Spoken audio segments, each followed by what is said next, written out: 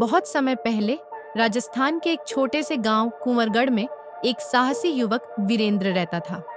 वह बचपन से ही अपने दादाजी की कहानियां सुनता आ रहा था, जिनमें पुराने राजाओं और उनके छुपे हुए खजानों का जिक्र होता था। लेकिन एक कहानी ऐसी थी जिसने वीरेंद्र के मन में जिज्ञासा भर दी थी।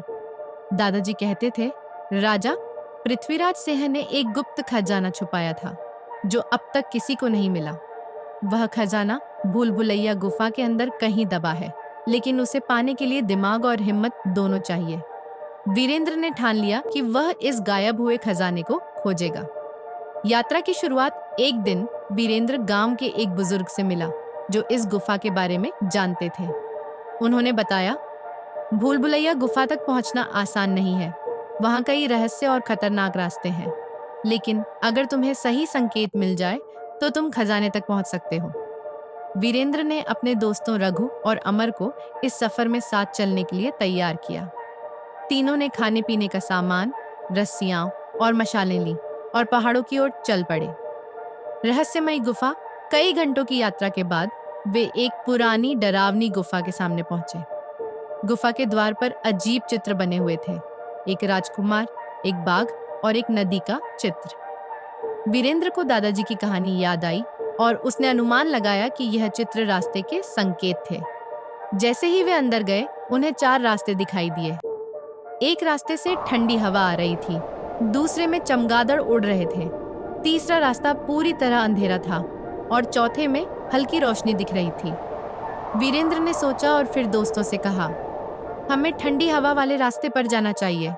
यह हमें नदी के पास ले जाएगा, जैसा कि द्वार पर संकेत मिला था। जैसे ही वे अंदर बढ़े, जमीन हिलने लगी और अचानक उनके पीछे का रास्ता बंद हो गया। खजाने का रहस्य। तीनों दोस्त अब आगे बढ़ते गए। अचानक उन्हें एक विशाल कक्ष दिखाई दिया, जिसके बीच में एक पत्थर का बाग बना था और उसकी आंखें लाल रंग की चमक रही थी। उसके ठीक सामने जमीन में एक बड़ा तांबे का संदूक रखा था। रघु ने उत्साह से कहा, शायद यही खजाना है।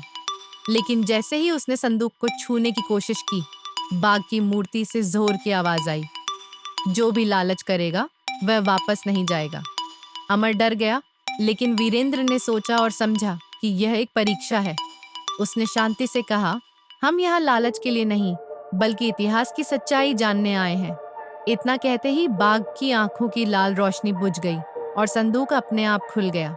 उसके अंदर सोने चांदी के सिक्के, अनमोल जवाहरात और एक पुरानी ताम्रपत्र तांबे की पट्टी रखी थी, जिस पर लिखा था, सच्चा खजाना सिर्फ धन नहीं, बल्कि ज्ञान और सत्य है।